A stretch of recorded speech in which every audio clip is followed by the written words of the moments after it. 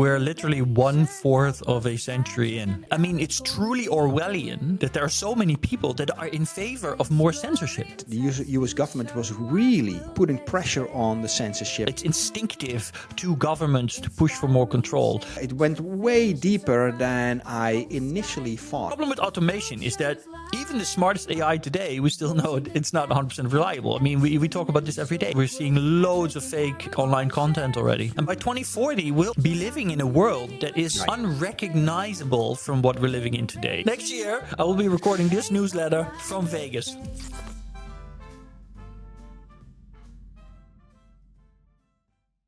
Hey, Aragorn. Hey, Patrick. Welcome in 2025. How you doing? Oh, wow. Yeah, this is the first recording in 2025. Good point. I didn't even think about that. Yeah. It is. Thank you. You had a couple of days off, but yeah, some interesting things happened. We had the Consumer Electronics Show, which had a nice keynote. I'm sure we're going to talk about that. And yeah, more stuff, most interesting stuff to discuss. It's crazy if you think about it. We're literally 1/4 of a century in. I mean, I don't know about our listeners and our readers, but you, me, we were there for the millennium bug.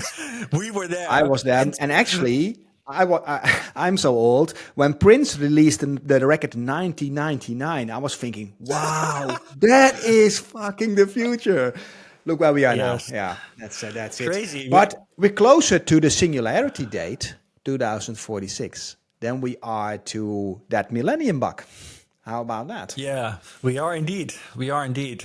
But yeah, it is kind of crazy to think about how fast time is progressing. But talking about the singularity, on the one hand, I agree with you. We're closer to 2046 than we are to the millennium, the turn of the last millennium. But we also need to realize that the singularity is not... I mean, I've been thinking about this lately, and whenever people talk about it, even when I talk about it, when you talk about it, we talk about it like it's a singular date. It's almost like a Terminator movie, you know, on September 6th in 1999, Cyberdyne Systems went online and Skynet started to develop at a logarithmic scale, or because a geometric scale, you know, the thing is, that's not exactly how it's going to be, right? No. Of course not. It's a gray zone, right? Yeah, but it's also like the exponential curve, right? The exponential curve literally goes like this. So the closer we get to the singularity, the faster things will already be going, right? So now we're in 2025. The next 5 years are going to be, for our standards, for what we're used to, it's going to be massive, right? It's going to be extremely high paced. But from 2030 to 2035, it's going to be even higher pace. And then from 2035 to 2040, it's going to be higher pace. And by 2040, we'll already be living in a world that is nigh unrecognizable from what we're living in today. And then those last 6 years, it's still going to speed up to the point where we're going to be beyond what anybody can imagine. But there's no definitive point in time exactly when that will happen. And even Ray Kurzweil, his dating, because that's where the 2046 mostly comes from, that's just kind of the time frame, right? It's not an exact moment. And I think we need to realize this because you and me both read Kai-Fu Lee's book, 2041. And we've mentioned it very often on this newsletter, and we give it away to the people we work with. But one of the things I discussed with you is that he mentions things in the book where he says this is going to be happening in 2041, and they already happened in the last 2 years in between his publishing actual of the book title of that book should be 2031. I think that would be a better title for the book, right? 10 years. Shave 10 years off. Yeah. And what's interesting about what you say, right? The singularity basically is some kind of horizon where we cannot see beyond. You cannot make any reasonable predictions. If you take that same definition and apply it to today, so if you make, the last episode we did was talking about what do we expect in 25, and we take our best guess, but it's been more difficult than ever. But beyond 25, 26, 27, make accurate predictions about the economy, about what's going to happen in the world. It's already very crazy, very unstable. So in a way, we are already, as you described, so far beyond that knee of the exponential curve that we are already feeling the effects of singularity a little bit. Yeah. This is also something. This is something I always wonder about, because when you see the movies like in Interstellar, they go closer to the black hole, and then time starts to move differently. But the thing that I always wonder about, and we can't fix that now, but I always wonder if you stand, if you are the singularity, right, and I'm here, and I would be standing like this, then doesn't that mean that the top of this finger is already moving slower or faster? What is it? Faster, slower than this finger. So wouldn't that mean that my body will get ripped apart by temporal forces? Anyway, this is something to to consider. Yeah. A great opening of the newsletter in the new year. Stick with us. Hey, let's start with something that I know that is very important to you and close to your heart. A couple of days ago, Mark Zuckerberg placed a video of 5 minutes where he basically announced a 5-step program to remove some filters, to look differently at fact checkers, and basically open up for more free speech on all the Meta platforms. He's following the lead of X, which is interesting as well, because a year ago these guys wanted to do a cage fight together. So that's something completely different. So what's your takeaway? Well, obviously, I was going to say obviously, but it's not obvious. Where to start here? Yeah. I think straight out of the gate, I think it's amazing. I think it's probably the best thing that has happened to social media in the last 10 years. And I also know that saying that is something that a lot of people think is extremely controversial. But I'll be honest, I have been taken completely aback by the negative sentiment online and by the amount of lashback of people saying that this is a bad thing. And today, a venture capitalist, Michael Jackson, yes, his name is Michael Jackson. He's a very prominent venture capitalist influencer. He has about 200,000 followers on LinkedIn, and he's on other platforms as well, where he has a great following. And he posted an article from the New York Times, if I'm not mistaken, by Anne McArdle, where they actually perfectly explain the thoughts that I've had for the whole last week. And if you condense it, it's like, what the heck is going on with the world? That when somebody like Mark Zuckerberg stands up for freedom of expression, freedom of speech, which is a constitutional right in most Western democracies, or in all Western democracies, and he is standing up for it. He is admitting, look, the way we were doing it was actually censoring people and robbing them, violating their right to freedom of speech. I'm going to do things differently to improve it. And the whole world is in an uproar and is saying that he is the enemy of democracy, the enemy of the it's absolutely bonkers. Like, okay, let me ask you a question. Let me ask you a question, because you read a lot about this, and all those people that complain, what are their arguments? What harm do they see in this move from Mark, which you do not see? But what harm do they see? Yeah. So the general consensus of these people is that by moving away from the way they frame it is Mark Zuckerberg is doing away with fact checking. So he says he's doing away with fact checking, and in their minds that means that misinformation and lies and hate speech get free reign online. But the truth is that if you work with fact checkers, right, you have either one of two options or both. And that's one is you use humans, which is a very arduous process. And it is not really realistic to have enough humans hired to do this work, because it would drive up cost exponentially. And I understand that. And some people will argue, well, these companies make so much money, that's ridiculous bullshit. I'm gonna park that conversation. I do believe that it's not realistic to have enough human fact checkers to do that. So the alternative is that if you are managing multiple social media platforms with multiple billions of users, let's keep that in mind, billions of users, that you need to automate. And the problem with automation is that even the smartest AI today, we still know it's not 100% reliable. I mean, we talk about this every day, that even the best new models have hallucinations. So they need to be checked. So the problem with automating is, and I am somebody that has been on the wrong side of that process many times, is that automation ultimately leads to a lot of people being censored unjustly. And so the question becomes, what is more important? Is it more important to stop people from saying things that we don't want to hear or that we don't approve of at the cost of other people being censored that have something real to say and their rights being violated? Or do we say, well, we're going to allow some people to break, to do things that we don't really like because we want to respect the rights of those that have that, because we want to make sure that the most people have the freedom of speech. And I think that the latter is the way to go. And of course, it's always a fine line to balance.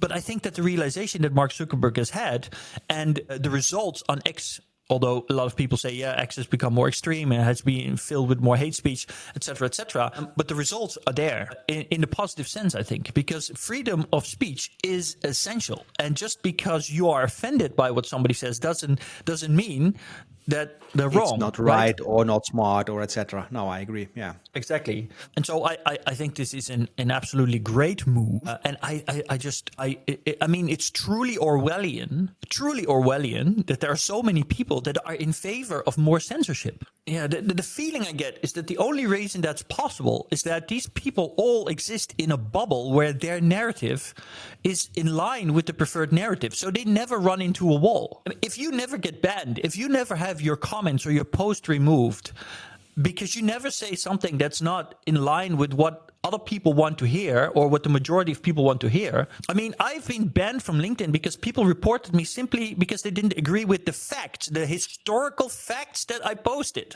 right? If you experience that, you think about this whole situation very, very differently. So a lot of things to dive a little bit deeper on this. Mark Zuckerberg was on the Joe Rogan podcast for 3 hours. I didn't listen to it yet. It's on my to-do list. But one of the things that he mentioned, and I read this in social media in multiple sources, is that the US government was really putting pressure on the censorship themselves, right? So it went way deeper than I initially thought. That's also what Elon said when he kind of took over Twitter. So we don't even know the amount of censorship that is being applied and that we all complied to. Yeah, and the next thing is, I mean, we've discussed this. We have a really nice group called the Time Travelers, which is basically our Napoleon Hill mastermind group of friends. And here we've discussed this as well. We've had the conversation between, is a policy for our policies here always unwanted, right? And some of us argued that no, there's definitely space on the spectrum for kind of good policies. But I think that we're really underestimating how much governments are trying to push for more control in all of these fields. And that is natural. It's instinctive to governments to push for more control, to want to have more control, especially in these times where governments are increasingly under pressure because technological systems are creating all of these situations where they are more and more unsure or incapable of handling or controlling the situation, right? We see this in many different fields, right? We see it with the financial system where they're pushing for CBD, central bank, decentralized currencies, etc. So it makes a lot of sense. And if the American government is pushing for it, then what the question we really should be asking ourselves is what's already going on in Europe? And the fact is that we have loads of legislation in Europe, right? And I think it's actually really scary to think about how much the European government is already influencing also local governments, because we still have individual nations. But, a lot of our legislation in Europe comes from the Central European government. How much we're already being censored here. And I think that's extremely scary because it's such a slippery slope.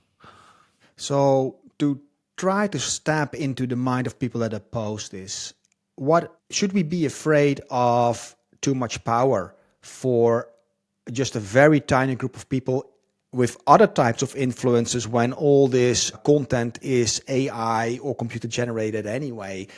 Because one of the things that I read a lot, that people are afraid that with false facts or things like that, the influence in political decisions gets too big, and therefore they would like to have this censorship.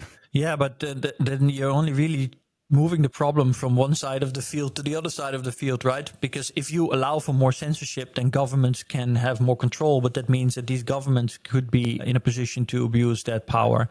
And of course, we have to have some level of trust in our governments, but you need to balance that out, right? And if you have, for example, in the US, but the same goes in Europe, if you have a current administration and you have elections coming up and the government is in control of the censorship, how are you going to control that, especially when they're automated systems, right? So I think that one way or the other, you're gonna have risks, right? Yeah. And what we're seeing right now with the fires in Los Angeles, we're seeing loads of fake online content already. People don't realize that, but there's so much fake content online. Yeah. So one thing that I always comes to mind in this kind of situations is being more transparent. The more transparency we kind of display on the platform, the more people can make up their own minds about what it is. So I would really love to see every time something is AI generated that it gets noted. And from that perspective, Mark also said he's going to use the community nodes that are already active on X, that the community can comment on certain situations. Quite often you have these war pictures and then somebody comments saying, hey guys, actually this has been a war picture from a completely different war from 8 years ago that's now been posted in this war in the Ukraine or something like that.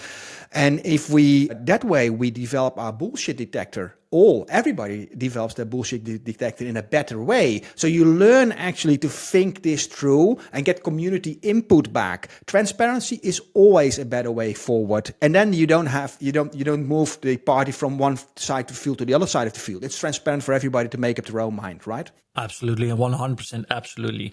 And I think that in that sense, community nodes is one of the most effective, most democratic ways of doing it. Because the benefit is of a community node. You only need one person to make the node, right? And then and everybody is basically there to check it, right? You are accountable to the community, right? So if you make a post, you're accountable to the community. The community will check it. Only one person needs to say, well, look, what you said here is not correct. And if that person is lying, then the community will say, well, look, this community node is not correct. So, I mean, there's literally no better system. And in a real way, that's how it always worked throughout history, right? If we were friends 50 years ago and you came in a bar one night and we're meeting up and you say, well, look, this and this and this happened, and you're talking bullshit because I was there, I would say, well, look, Patrick, that's not what happened. What you read in the newspaper was wrong or whatever, right? It's how it always worked. So the idea that implementing this online, making it exactly the way it's supposed to be, in my opinion, is a step backwards rather than a step forwards, I think it's really crazy. I agree. Something else about this that was in my mind as well. This is, again, and we talk about this on the podcast a lot, again, just only applied in the US. They're going to play first with this in the US. How is Europe going to follow suit in that? We don't allow so much of that freedom of speech in Europe, I guess. So will that result in a split in different social media platforms? Or I'm just thinking out loud what could be the effect of that. That's a really good question. And I think that historically we've had a lot of freedom of speech in Europe and it's been always well protected. I mean, just think about Charlie Hebdo, right? I mean, I know right now the situation is very different, but generally speaking, we've had a lot of freedom of speech here and it's been well protected.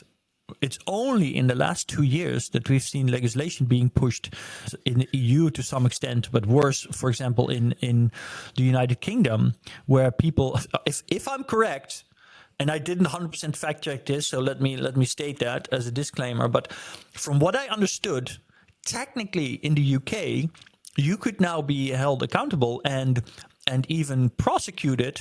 So it would be if you consume content that is considered hate speech. So if you would go on Instagram now and you read something in the UK, you read something that would be considered hate speech, you would be in violation of the law. Wait a minute. Why reading? Why not posting? What's that? I missed that. Well, both, of course, both. But the crazy thing is that if you post, you make a conscious effort to do it. But if you go on Instagram and the algorithm feeds you something that would be considered hate speech, and now I don't know if this is 100% true. I have to admit, no, it sounds ridiculous, but I've seen multiple sources saying that this is where they were headed. And I know that people have already been arrested for saying things on social media that were considered hate speech, which I also think is absolutely ridiculous. Yeah. I mean, we're really going in a direction that allows for literally the Orwellian, story of where people, have to think according to the party line and to have to speak according to the party line, and that's just not right.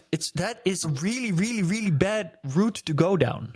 Yeah, that's why I was thinking, because we need this transparency not only on Facebook in the US, we need that transparency worldwide, so we can have everybody's opinion from different backgrounds, different religions, different historical backgrounds, to get to conclusions on what we feel the scientific truth is and how we can make steps further.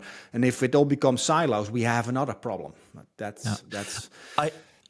I don't want to turn this newsletter into a horrible one, but I don't know if great one. But I don't know if you've been following the current conversation in the UK about the grooming ban, the grooming gangs and the rape gangs, and the Pakistani grooming and rape. Well, Pakistani Islamic grooming and rape gangs. No, I've picked some up on that, but I didn't dive deep on it, because those are that is typically one of those things when I feel, what can I trust on that information? What can I not trust? Some people get extremely burned, and and it takes too much time also to dive into that. But elaborate. I didn't dive into it. I won't go into it too deep. I think I couldn't sleep this week when I got into that one, and I generally try to stay away from stuff like that. But the only thing I want to mention here is that the reason it happened, the biggest reason, and this was admitted by the chief of police of Rochdale, where it all happened, is because people were afraid that if they report this, or if they try to take measures against these men, that they would be accused of racism. Yeah.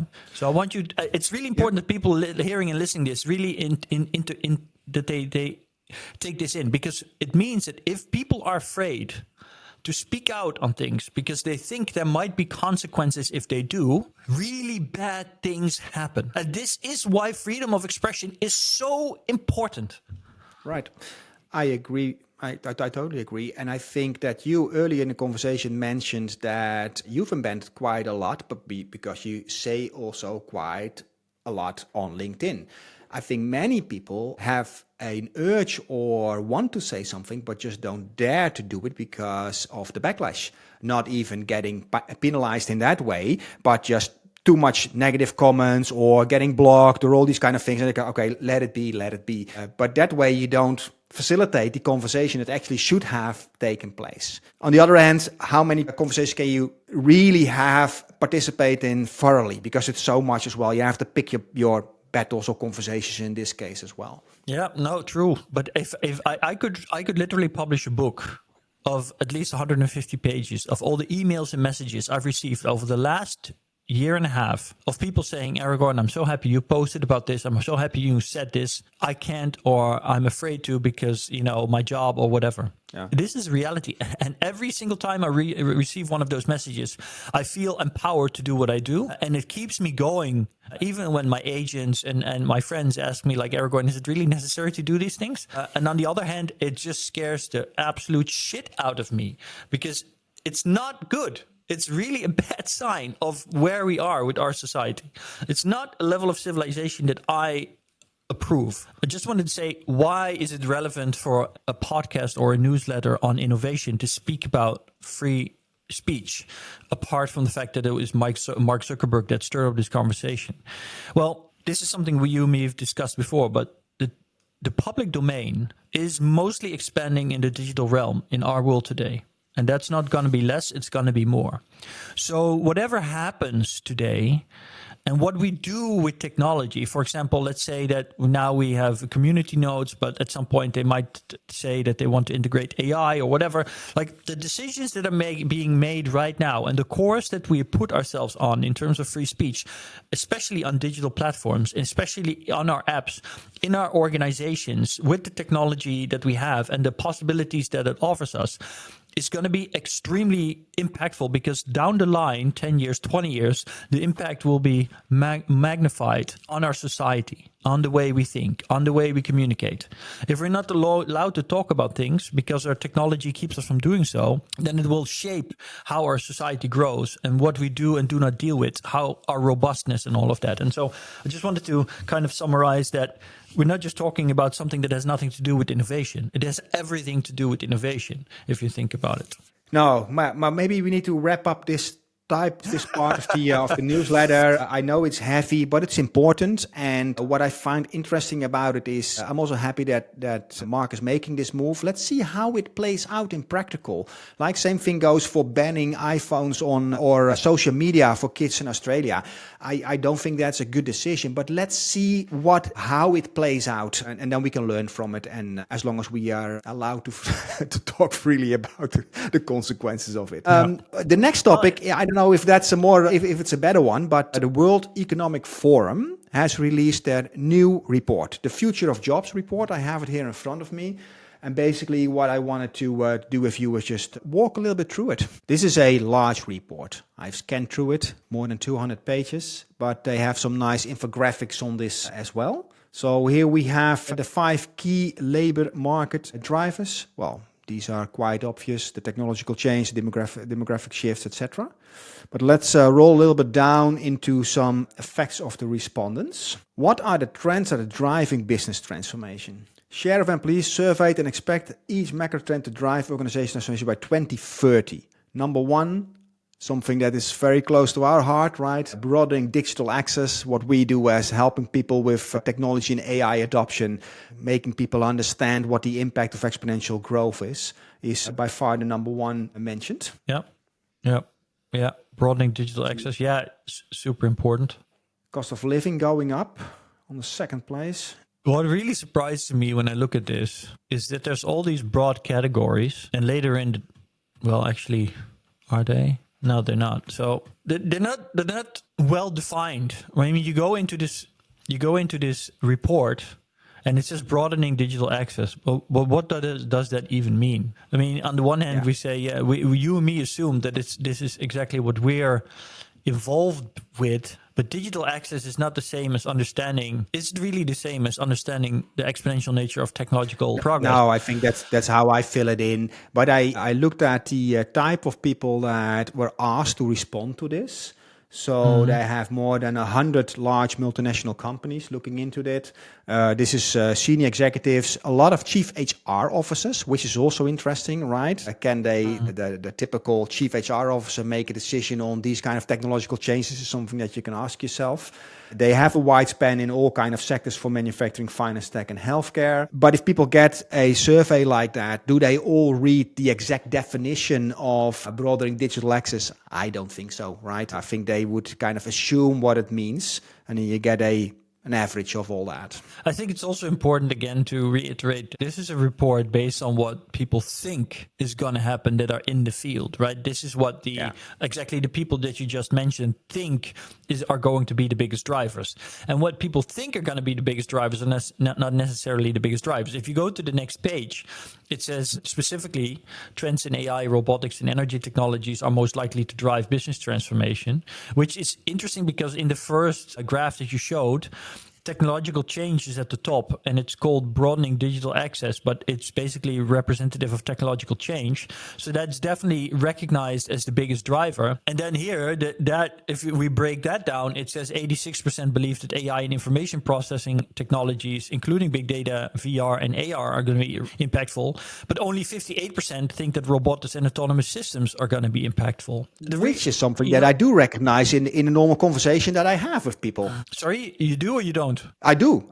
Yeah. Every time we have a group of people or you have a dinner or a workshop, it is always talking about AI automation and that kind of things. And when we bring up the topic of, do you notice how much robots, and that's what we talk about many times here as well, people tend to not see that coming yet. I thought. Exactly. Yeah, exactly. And literally also at Business-Wise, of course, where I write, persgroep in Nederland, they told me, because all of my latest articles have been on robotics, right? And none of the other AI influencers or whatever you want to call them talk about this a lot. They're all talking about ChatGPT, right? Or maybe, exactly. Midjourney or whatever. Yeah. And they said, well, this is such an interesting factor or perspective because we really weren't aware of this. And here we see this again. But even these are just the people that think it's going to be of influence, right? That doesn't say anything about how big they think that influence is going to be. And this is also something to read. This is interesting because this is the impact that people are expecting, and I just cannot wrap my head around this. So 92 million jobs are going to be replaced by all this technology, but 170 million jobs will be created. I don't think that is going to happen.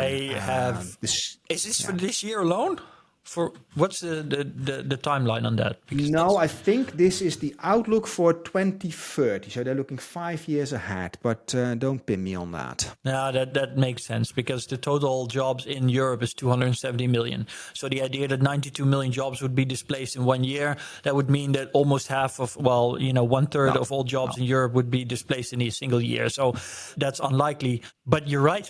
This is absolutely nonsense. And I have no problem saying that. And I'm not even afraid that 5 or 10 years from now, people are going to dig up this video and going to say, Aragorn, what the hell were you talking about? Like the idea that we're going to get more new jobs than jobs we're going to lose it's ridiculous. It's ridiculous by any statistic, because this hasn't even been the case for the last 10 years, right? The total job growth has been stagnating in the US, has been stagnating in Europe. Even if we didn't have AI and robotics, this wouldn't be the case. Absolutely not. Impossible. Yeah. So maybe before we kind of go on a rant that this is not correct, maybe we should make an effort to see why they come up with that and come back to it next time or include it in this newsletter, because I'm really puzzled by this graph. This is what's behind this, because the rest of the graph of the information is quite accurate, quite interesting. Anything more to say about this, or I don't know. Well, I would love to hear from the people watching this or listening to this or reading our newsletter. I would love to hear from them why they think. What are their thoughts on this, right? Yeah. Do they agree with what you and me are saying, or do they have a completely different opinion? And if they think that this is realistic, why do they think this is realistic? Because I would love to hear from some smart people how they came to this conclusion. Because based on what you and me do, I have absolutely no idea. I think this is just wishful thinking on a scale that's incomprehensible. Enlighten us. Okay, let's go by two categories that are looking a lot alike: largest growing and declining jobs. So here you see jobs that will grow, and this is interesting, like farm workers, laborer, light truck, software and application developers, which is interesting, right? Right. This column, I kind of agree with that. But software and application developers, a lot of those could fit in this category as well, right? I think what you're seeing here is just the old school prejudice thinking of what automation does. Because what is the top job at largest declining jobs? Cashiers and ticket clerks, which is a job that can easily be automated, right? Because basically all that needs to happen is that the product needs to be scanned, they need to pay, this is already being automated. In supermarkets, we have the self-scan things. Yeah. So due to the supermarkets, this is, of course, the largest one. I think that has to do with the supermarket. If I look at this list, what I see is the traditional thinking that we've had for years, for decades, on job loss and job creation and automation. It just reflects the same old way of thinking about automation and job loss and creation. And it in no way reflects the current trend where we have a technology that is smart and capable, that can take over, high-level cognitive requirement jobs, or in other words, white-collar jobs as well as blue-collar jobs in robotics. So no, I agree. The second one that this close with the fast-growing, declining jobs by 2030, the largest growing. Yeah, big data specialists. Are you serious? AI and machine learning specialists, maybe. Okay, that one is maybe. Yeah. Software and application developers. We had Satya Nadella announce that he thinks that traditional apps are going to completely disappear over the next decade. Yes, because they're basically a layer on top of a database that allows us to interact, and AI will do that. So in what world? Google announced that almost 20% of the coding is already being done by AI. 03 is proven to be absolutely amazing at coding. This is the year of agentic AI, where whole software projects are going to be done by AI. In what reality are there going to be more software and application developers? In what reality are there going to be more big data specialists? What's interesting is that you don't see much leisure or entertainment type of roles, because I think there would be more space for people to develop in that area. Nothing that is mentioned, or more about psychologists maybe. People are confused. It's interesting. Yeah. If the global workforce were 100 people, 41 would not need upskilling. Well, upskilling. It's going to be true. You know why? Because they won't have a job anyway. I don't think they have taken that in consideration when publishing this. No, I think this is people that cannot have access to upskilling or something like that because to, I don't know, political reasons or other reasons, but everybody needs upskilling. Everybody needs upskilling and technically everybody needs upskilling all the time. I also think that the capability of people to be able to upskill is actually going to increase as AI models get cheaper and more accessible to normal people. Basically, everybody gets access to the best and most effective upskilling tool you could possibly have. So, but I think, look, the only reason I think this is going to be true, I literally mean it. The only reason I think this is going to be true is because these people won't have a job by 2030. Like 41 of 100, that's about 40%. So this is about, that's kind of at the upper limit of what I expect we'll see in terms of job loss or unemployment by 2030. I like this interpretation because those people are unemployed, they don't need upskilling, and that kind of resonates also with the earlier graph. And then the 20 and the rest, 29 would be upskilled in their current role. Yeah, that's the ones that are going to keep the job. So that's basically all going to be management level or people that are just below management level because they will be replaced by AI and robots. So only the managers will stay to take care of kind of this stuff. Yeah. Or the ones that were just below management level that will get upscaled to management level, right? And then they will get upskilled to management level in a new way because they won't be managing people, they will be managing AIs and robots. So even the current managers will need to change their skill sets because they will be dealing with an army of AI and robots rather than with human employees, or maybe a mix to some extent. I mean, we're talking about the next 5 years, not about the next decade. And then 19 would be upskilled and redeployed. Yeah, so that includes those. 11 would be unlikely to receive the necessary upskilling. I think that's the category that they on a global scale that could be accurate, right? Yeah, it could be. Yeah, I guess. Okay, now let's leave this one. I think we've reviewed enough of it for the newsletter. Let's link to it and let's see how this plays out. We've got 2 more topics to cover, Aragorn. We also had the Consumer Electronics Show in Vegas, right? Yes, it was in Vegas. It's every year in Vegas, and this is the last year that I won't be there. That's my promise. Next year, I will be recording this newsletter from Vegas. Yeah. So any outstanding news you have? I have some links here from some interesting stuff. And I thought this was interesting because this was a new AR glasses.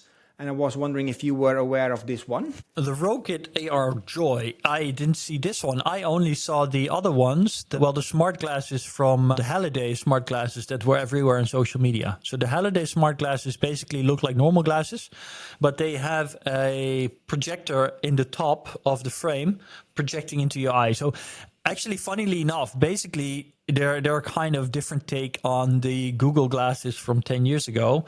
They just look better, and they have the kind of the screen. The Google Glass had this kind of screen here that you could look at. And basically, they created a projector. This is more or less in the same position that projects into your eye, giving you a kind of screen to look at. Personally, I don't think that's really going to go anywhere. I mean, even if you see the pictures of the people that are wearing one, because when they're looking at the screen, they're basically looking up like this at their glasses frame. It's so weird. It's one of these things where you already know that like the level of discomfort that comes from doing that is going to make it so that nobody wants to use it, right? But it does show the trend because you showing the Rokit AR glasses. One thing's for sure, this is an industry that's on the roll now. Absolutely. And the prices are also quite reasonable. I don't know, 400 or 500, I guess, I assume. Let's see if I can buy one right now. If I'm even allowed to buy one here in Europe, that's a completely different thing. Yeah. I think that I very much think, though, that AR is now going into a kind of phase where they're kind of going to go the same way as virtual reality did about a decade ago when it first made its re-entry with the Oculus and everything. Yeah. It seems cool and nice. But the form factor isn't there. I mean, even if you look at these pictures on the website, you can't see it on this one. But look, are you going to pay 500 euros for a pair of glasses that when you put them on is kind of chunky and not exactly glasses that you would keep on? I mean, you're not going to keep these glasses on your face unless you're doing something with them. Exactly. And these are also wired in this example, right? Yeah. Exactly. And that's already why, that's exactly why it won't be something that will work for people, because the whole idea of smart glasses is that you can put them on like any other pair of glasses and they feel, it feels like you can keep wearing that and you don't look stupid. And this is so important, more important than people realize. This is why Apple has been so successful in kind of not doing any innovation for over a decade, but reintroducing products that already existed. Because the only thing that they did was reintroduce a product in a way that made it convenient and nice to use. I mean, that's what they did every single time, right? And that is maybe the most important thing to selling a product: the stickiness, the how nice does it feel to use it so that you want to use it again. And for all of these products, although I'm super happy that this is happening, that money is going into this industry, that they're investing and that they're developing, and Mark Zuckerberg, to a large extent, of course, really stimulated this with the introduction of Project Orion this year. And of course, Snapchat was also relevant there. But the truth is that none of these products are going to see wide adoption. I think that would be very, very, very unlikely. I agree. I have just a couple open. This was also very interesting when I saw some videos on Instagram and like, what the hell is this? This is a spoon that gives you some kind of electrical stimulants on your tongue, which makes you believe that what you're tasting is salty, but actually it doesn't contain any salt. I thought it was quite an interesting invention. Yeah, I don't know. So I have some controversial ideas about the pharmaceutical industry and our salt consumption. I think that the idea that salt is bad for us and causes us to have more cholesterol and to clog our hearts is absolute nonsense. Only part of a marketing narrative created in the food industry to make us, or by the pharma industry and the food industry to make us eat low salt products and take statins.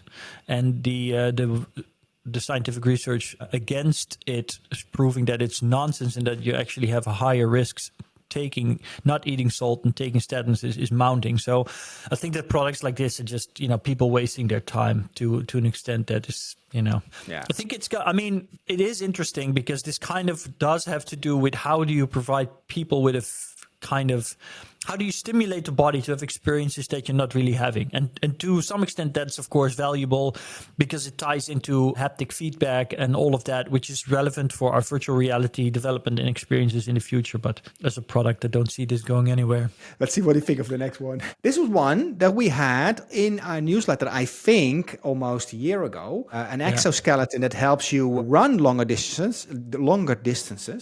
And it's now getting to retail. I thought it was interesting. The hypershell that you just put around your legs. Well, I think this is a real and relevant development. And it's indicative of a trend which is straight out of science fiction and anime, basically. And that's, more and more development of exoskeletal technology, which will ultimately, of course, be 100% certainly combined with technology like Neuralink and other ways of brain-computer interfacing. So, yeah. I mean, I wouldn't be buying this right now, but at the very least, it's clearly indicating that. And again, as well, this one has an AI motion engine algorithm, so it learns to move with you or to kind of better adapt to you. So it just shows that even in technologies like this, AI is playing a very important role. Although you can always ask the question: is the word AI just inserted as a marketing strategy? But in many often of these cases, AI does play a significant role in the development of these tools, and it's a trend, and we'll see more of this. I'm pretty sure that in a decade from now, technology like this will be pretty mainstream for people. And I can see the value in that, right? Just like the conversation about electric bikes right now, I think electric bikes are absolutely horrible, but the protagonists, people in favor, say, well, old people that would normally not go on a bicycle anymore still take the bike, and that is beneficial to the health. And that's, of course, true, right? And the same goes for things like this. So, yeah, this is something that will interest you as well, is this robot has been in your presentations. It's already 5 years old, Ball-E from Samsung. It finally gets to production and retail. So if you're still interested in buying it? Yeah, I saw that as well. It's funny that it kind of took them so long, but that it's finally here and they're finally going to start selling it. And like I've said in my keynote many times, I 100% convinced that this will not really take off in Europe, but in Asia it's going to be massive. I mean, I'm pretty sure the Japanese people will be lining up and Chinese people will be lining up to get one, especially in the urban areas. But it is, again, indicative of the trend. I mean, I said robotics really took a leap last year, and there's the Bolly, but there's also the Roborock Zeros Z70. It's a robotic vacuum cleaner with an arm. Yeah, right. So it can pick up something that's in front of it and move things around. Yeah. Yeah. I mean, all of these products are slow showing that these tech companies are definitely moving in the direction of making more use and introducing more robotics into our daily life as a part of our household and daily chores. So I think that was to be expected, and I think that's going to go really rapidly this year. Yep. Hey, but the big highlight, unless you have some interesting gadgets to share, was of course the NVIDIA keynote, with a lot of huge announcements that were there. Let's start with the RTX 50 series, new powerful graphics card. What do you think of that? Yeah, it was just amazing, right? Yeah, I mean, I'll be honest, it made me cry and it made me laugh because as you know, I've recently been scammed trying to buy a 4090 at a very low price. Obviously, compared to its original retail price, I thought, I'm gonna get a 4090 just before they go to the new series at a very cheap price because everybody's trying to get rid of theirs because they're expecting the new cards to come out. So I thought I would make a good deal. I ended up getting scammed for half the money, and I bought a 4080 Super, which is a very good card. I'm not complaining. I had a 4070 Ti before that, but then Jensen Huang came on and he started talking about the performance of the new cards, and initially I had to cry a little bit, of course, because not only are the cards cheaper, the performance of a 5070 Ti is apparently on par with a 4090. Now, I've looked into it a little deeper, and I think that it's not entirely marketing always plays a role, right? Yeah. And if we look at the technological specs of the cards, then actually the thing that's really interesting is that the biggest difference in all of the cards from the previous generation to this one is two things. One, they upgraded the memory to GDR7, but the total CUDA cores on the cards, and if you don't know what I'm talking about, it's not that important, but the CUDA cores are basically the traditional GPU kind of processing chips. The CUDA cores haven't gone up that much. So from a 4070 Ti to a 5070 Ti, there's barely any difference in the CUDA cores, a few percent. But what's really interesting is that there's a massive upgrade in AI tensor core clocks chips. So the AI chips on the new GPUs are significantly higher. And when you see the demonstration where they run Cyberpunk, which of course I also play, you see that they go from 20 frames per second to 270 frames per second.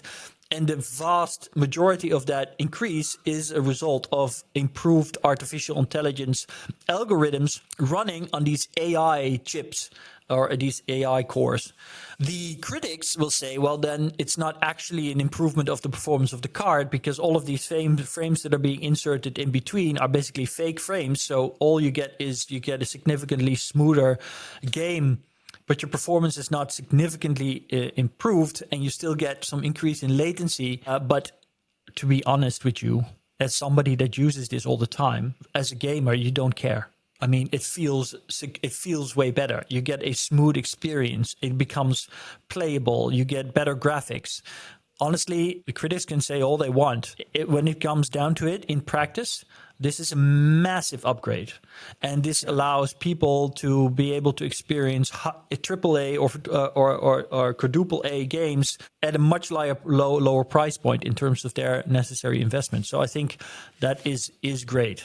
I think what it really represents is a shift, and that's how Jensen Huang also talks about it.